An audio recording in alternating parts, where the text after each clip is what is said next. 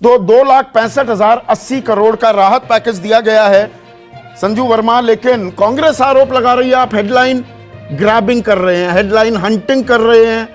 RBI कह रहा है हम मंदी में आ गए, आप कह रहे हैं रिकवरी शानदार होने वाली है। किसकी बात मानूं?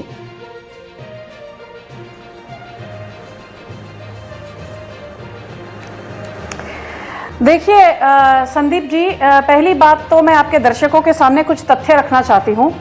ये बात से कोई इनकार नहीं कर सकता कि जो कोरोना महामारी है ये पिछले 102 वर्षों में इतनी भयंकर महामारी जिसने ना केवल भारत की बट कई बड़े जो ग्लोबल इकोनॉमीज हैं सबकी इकोनॉमीज पर काफी नुकसान हुआ है सबको, और कुछ इकोनॉमीज तो पूरी तरह से विध्वंस हो गई हैं। मुद्दे की बात यह है कि गिरकर आप कितनी जल्दी उठ सकते हैं और कितनी तेजी से संभल कर वापस उसी रफ्तार से आगे बढ़ सकते हैं जो कोरोना से पहले था। तो इस पर मैं कुछ टिप्पणी करना चाहती हूं। जैसे कि आज निर्मला सीतारमण जी ने कहा और प्रधानमंत्री भी ये कई बार दोहरा चुके हैं पिछले 2-3 महीनों में जब वो अलग अलग जगहों पर अपना एड्रेस देते हैं।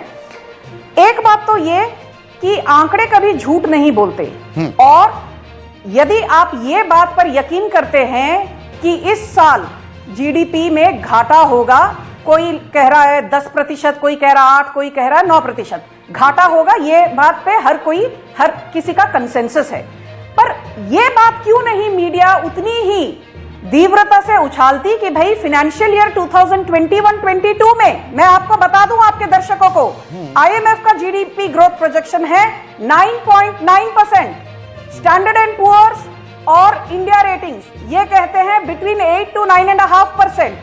गोल्डमैन सैक्स कह रहा है अगले साल कैलेंडर ईयर में 15.7%, 15.7% की बढ़ोतरी होगी, और फाइनेंशियल ईयर 2022 में 10% की बढ़ोतरी होगी। तो ये मान के चले कि ये साल यदि हम निकाल लें तो अगला फाइनेंशियल ईयर उसमें जीडीपी ग्रोथ, जीडीपी बढ़ोतरी 8 से लेकर 10 से 12% हो सकती है। अब इसमें एक चीज एक मिनट संजू एक मिनट रुकिएगा, आपने अहम बात कही। देखिए दर्शकों को समझाने की जरूरत है। मोटरसाइकिल हीरो मोटरकॉर्प ने बेचे। एक मिनट, मैं एक चीज, आप अपनी बात जारी रखिएगा ना। आपने बहुत अहम बात कही कि अगले साल हम 8, 8.5, 9% ग्रोथ कर लेंगे, पर ये दर्शकों को यहाँ पर थोड़ा बेस ईयर भी समझाने की जरूरत है। ये कंपैरिजन देखिए, फर्ज कीजिए इस साल हम 9.5% गिरते हैं। एक मिनट में संदीप जी अपनी बात खत्म कर लीजिए। अरे मैं करने के लिए दे रहा हूं ना, आपको वक्त दे रहा हूं। मैं एक बात समझा रहा हूं, एक मिनट मुझे स्क्रीन पर लाइए। ये ऐसे नहीं होगा संजू, मैं एक बात समझा रहा हूं, आप ही के पास आ रहा हूं। 9.5% गिरते हैं हम, 100 रुपए पर हैं, 9.5% गिर गए तो 90 रुपए 50 पैसे पर आ गए हमारी वक्त। और अगले साल हम 8.5% बढ़ जाते हैं तो 90.5 का 8.5% लगभग 7.5 रुपए होता है। तो हम 98 पे आएंगे, तो मतलब हम पिछले साल के लेवल पर भी अगले साल तक नहीं आ पाएंगे। अब बात जारी रखिए संजू।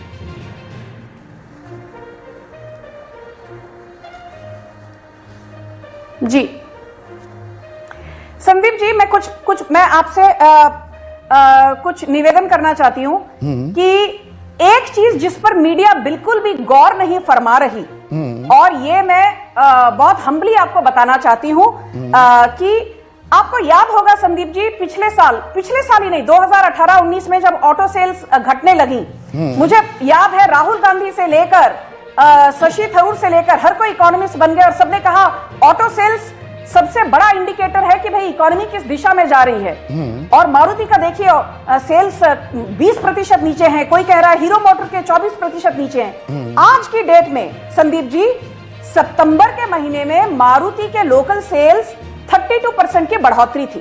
ठीक है। अक्टूबर में सिर्फ नवरात्रि के 9 दिनों में मारुति ने 95,000 गाड़ियां बेची, और अक्टूबर के पूरे महीने में मारुति ने 1.66 लाख, ऑलमोस्ट 2 लाख गाड़ियां बेची, विच मीन्स हर प्रति मिनट मारुति 4 गाड़ियां बेच रही थी। सही बात है। हीरो मोटरकॉर्प ने सितंबर में 7 लाख मोटरसाइकिल्स बेचे।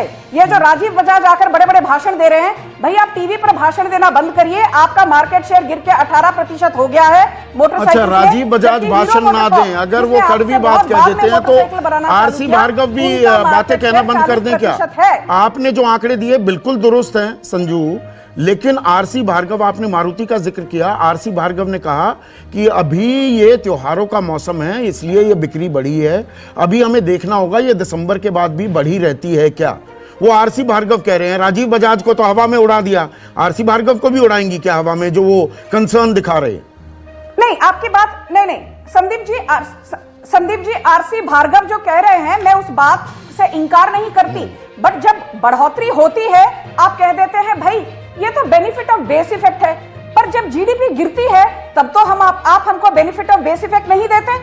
तो जब घाटा हुआ तब भी base effect was at play.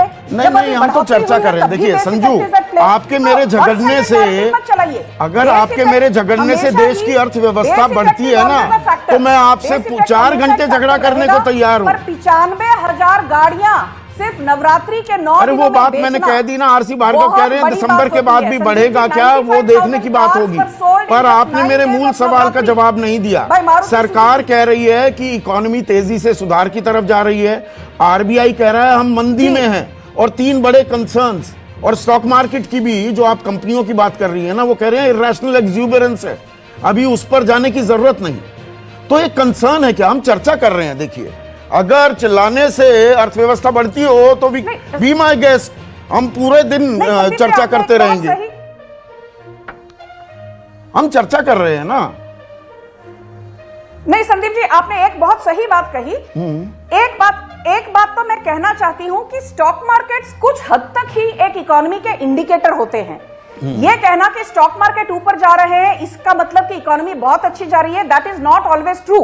क्योंकि आप देखिए कई बड़े बड़े ऐसे देश हैं जहां पर देयर इज अ रिसेशन, मंदी है, बट वहां के स्टॉक मार्केट्स में कोई घाटा नहीं। वो लिक्विडिटी है ना, लोगों की जेब में पैसा है, निवेश कहीं और कर नहीं रहे, धंधे में लगाएंगे नहीं, स्टॉक मार्केट में लगा रहे हैं व्यवस्था। हाँ। पर एक बात मैं कहना चाहूंगी कि मोदी सरकार के आत्मनिर्भर भारत पैकेज के तहत भारत बहुत प्रगतिशील और बहुत तेजी से आगे बढ़ रहा है, और जो इस बात को इंकार कर रहे हैं वो वेस्टेड नैरेटिव की तरफ जिनका झुकाव है, मैं उनको यह पूछना चाहती हूं, बस मुझे एक सवाल का जवाब दीजिए। भारत ने पिछले 6 महीनों में 80 करोड़ लोगों को मुफ्त राशन दिया।